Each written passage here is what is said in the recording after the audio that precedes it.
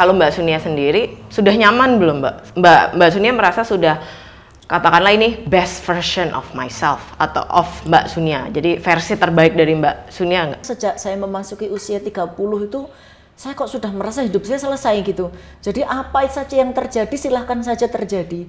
Makanya saya tidak terlalu menanggapi omongan orang. Yang penting apa yang bisa saya persembahkan di sisa usia saya. Teori semua orang tahu lah, pasti kayak misalnya psikolog bicara dengan begitu bijaksana. Kalau melihat teman-teman yang berbeda jangan dibully, dirangkul. Nyatanya kan tidak begitu gitu.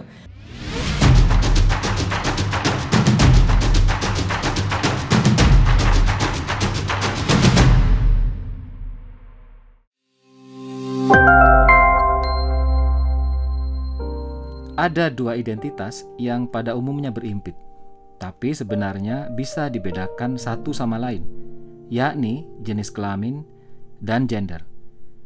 Jenis kelamin adalah identitas yang didefinisikan secara biologis, sementara gender adalah identitas yang didefinisikan secara sosial. Cara orang berperilaku menurut jenis kelaminnya cenderung sama dari waktu ke waktu. Tapi cara orang berperilaku menurut identitas gender bisa berbeda-beda dari tempat yang satu ke tempat yang lain dan bisa berbeda dari masa ke masa. Gender adalah identitas yang dibangun di atas konstruksi sosial dan terus-menerus mengalami dekonstruksi dan rekonstruksi. Busana dan pekerjaan adalah contoh aspek kehidupan yang dipengaruhi oleh konstruksi, dekonstruksi, dan rekonstruksi gender. Manusia pada umumnya terbagi dalam dua jenis gender, yakni laki-laki dan perempuan. Tapi tidak semuanya bisa masuk ke dalam dua kategori umum itu. Ada perkecualian, ada kekhususan yang bersifat individual. Kekhususan itu kadang menimbulkan konflik sosial yang bisa sangat membebani individu yang mengalaminya.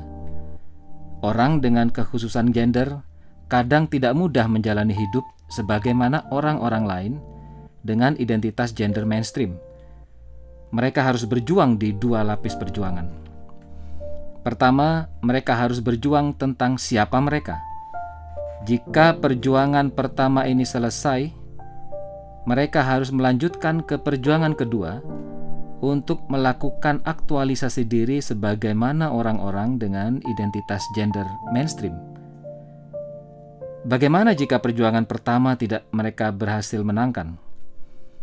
Bagaimana jika lingkungan mereka tidak menerima kekhususan gender yang mereka punya?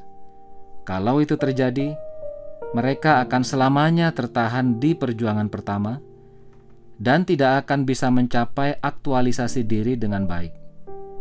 Perjuangan hidup mereka selamanya akan berhenti di urusan menemukan jati diri. Hanya mereka yang berhasil di perjuangan tahap pertamalah yang bisa melakukan aktualisasi diri. Kalau itu terjadi, mereka yang punya kekhususan gender bisa mengembangkan kapasitasnya secara optimal. Mereka bisa memainkan peran yang signifikan bagi masyarakat dan lingkungannya. Dalam video ini, kita akan ikuti kisah yang sangat inspiratif dari seseorang dengan kekhasan gender yang berjaya di perjuangan tahap pertama. Dia lalu melanjutkan perjuangan aktualisasi diri dan memberikan sumbangan pada sekitarnya. Dia tak lagi sibuk bertanya tentang siapa dirinya. Kesibukannya adalah tentang peran apa yang bisa dia lakukan di masyarakat. Kisahnya adalah kisah ideal bagi Indonesia yang lebih baik. Halo Sobat Polgov, kembali lagi bersama saya Astrina, dosen Departemen Politik dan Pemerintahan Visipol UGM.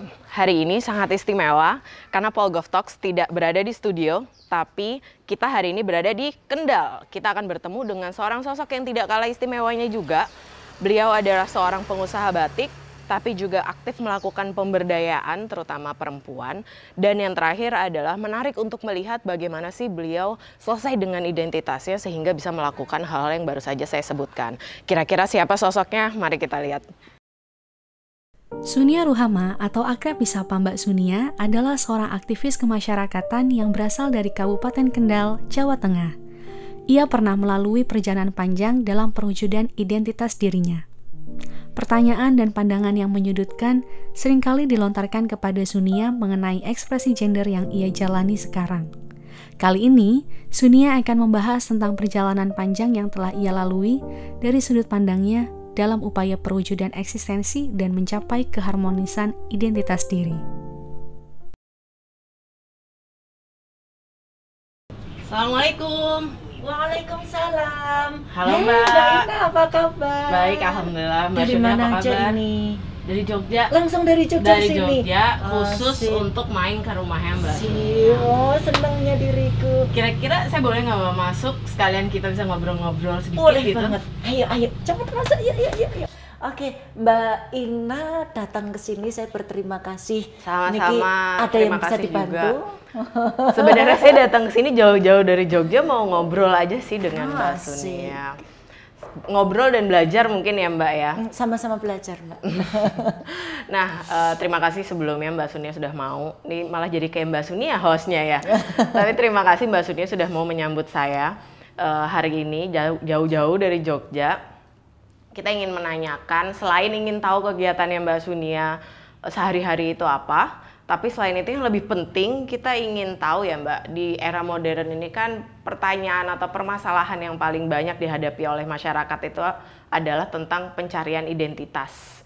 Pertanyaan kayak, kita tuh siapa ya sebenarnya, apa sih yang kita mau gitu, apakah kita sudah cukup nyaman atau bahagia dengan siapa kita. Nah, itu kira-kira adalah pertanyaan yang ingin kita tahu dari pengalamannya Mbak Sunia sendiri. Kira-kira Mbak Sunia, kita melihatnya Mbak Sunia sudah melalui perjalanan yang cukup panjang sampai hari ini. Dan kalau kita melihat atau kita simpulkan secara cepat, kesimpulan saya pasti bisa salah.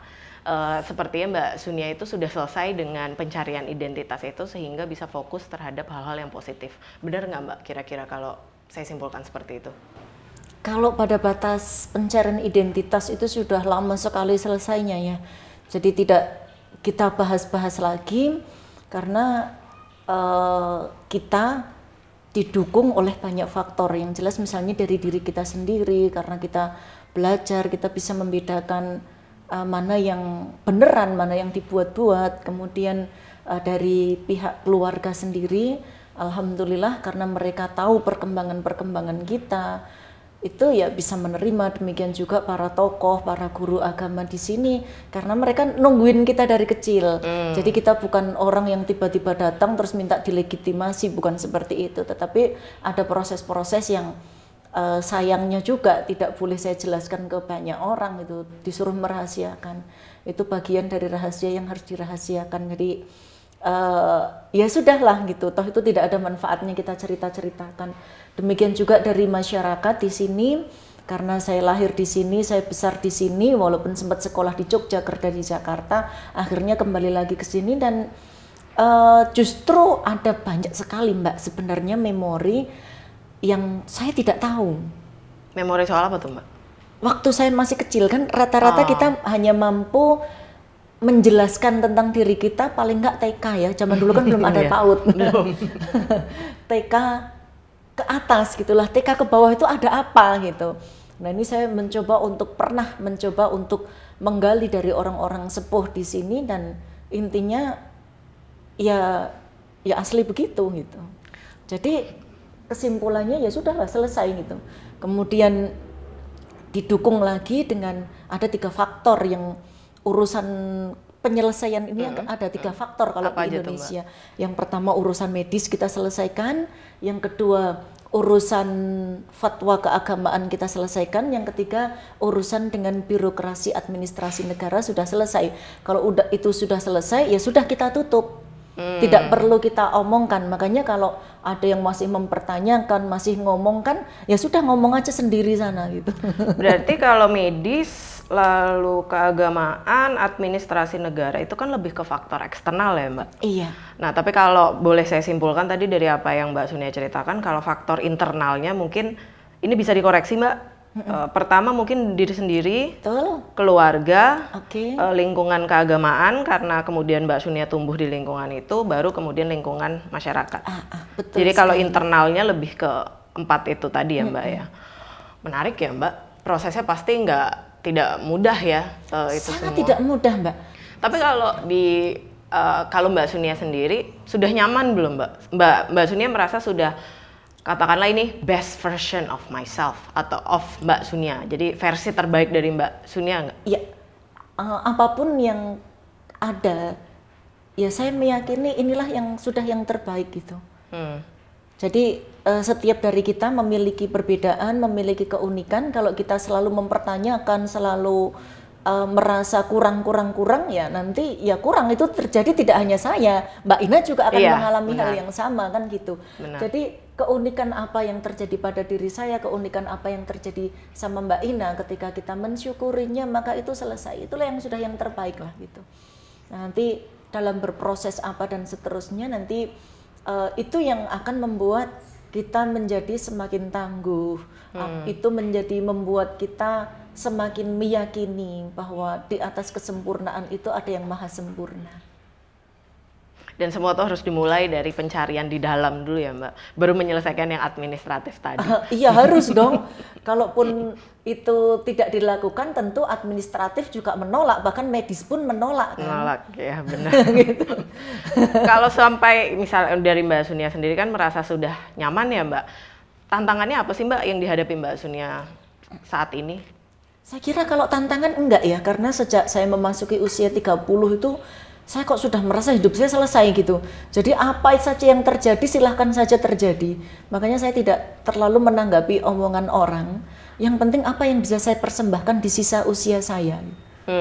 Itu selesai. Mungkin karena itu kemudian kita melihatnya yang dari luar nih, Mbak Sunia ini sudah selesai dengan diri sendiri sehingga bisa fokus ke yang lain, hal-hal positif yang lain. Iya, mudah-mudahan. Mohon doanya selalu. Amin. Saat orang dalam proses pencarian itu hasilnya kan bisa dua, bisa positif dan bisa yang negatif. Teman-teman psikolog, kemudian teman-teman bapak-bapak dokter yang ahli di bidangnya itu menolak. Karena tidak mungkin kamu begitu, pasti ada yang salah. Ayo sini diperiksa.